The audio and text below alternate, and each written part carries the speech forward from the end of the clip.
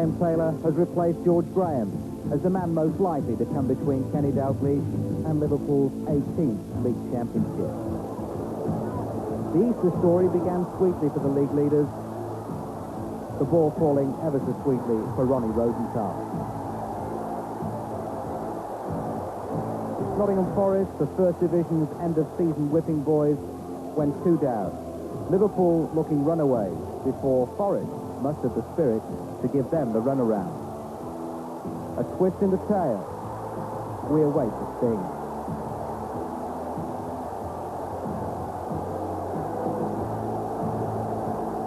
For their part, Villa were hanging on to Liverpool's pedestal by their very fingernails. But they scratched out a win over Chelsea, with Gordon Cowan providing a memory or two of Villa's last championship in 1981. But 24 hours later, the swingometer was moving positively in the Anfield direction again. Villa being unable to rise above the euphoria surrounding Manchester United, and the boy who's scoring just for fun at the moment, Mark Robin.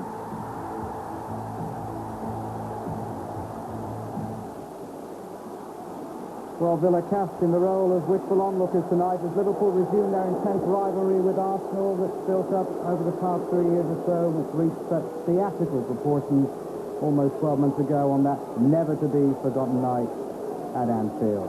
Well, here we are, the defending champions, cast in a supporting role as this season draws to a close.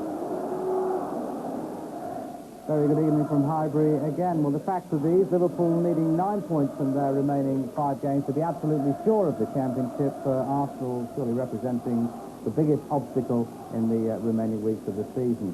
And our studio guest this evening can only sit and hope, and it's Graham Taylor. Fair comment? Well, of course it's a fair comment. Yes, it's been in Liverpool's hands now for a little bit of time. It still is. I suspect really tonight, Elton, that they don't really even have to chase a win. I think knowing their experience, they'll let the game unfold. And if they go away tonight just with a draw, I don't think they'll be unhappy.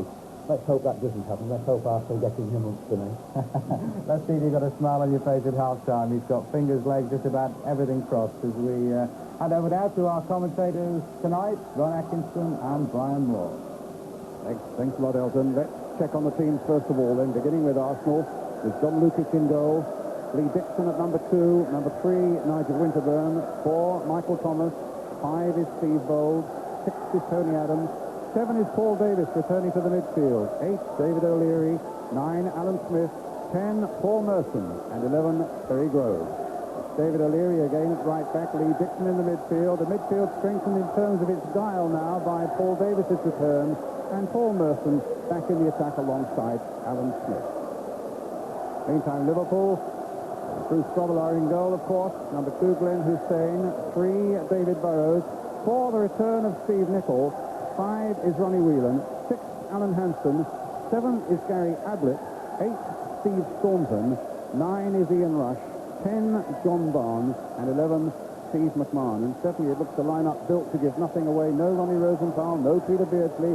The buzz is that Alan Hansen will play sweeper tonight with Gary Ablett and Glenn Hussein, the central defenders, Ian Rush and John Barnes up front. The substitutes tonight for Arsenal, Colin Tate and Kevin Campbell, and for Liverpool, Ronnie Rosenthal and Jan Molby. And our referee is from Birmingham, it's Alan Seville. Ron Atkinson with me, a quick prediction from you, Ron? It's obviously going to be a very, very competitive game. Both sides using a sweeper. I would guess for different reasons, Brian. I think Liverpool are going to use Hansen just as an extra defender. Arsenal use O'Leary so they can springboard their 2 fullbacks. They'll attack from their fullback positions. Well, we're just waiting for Alan Seville to make the first blast on his whistle. And away we go.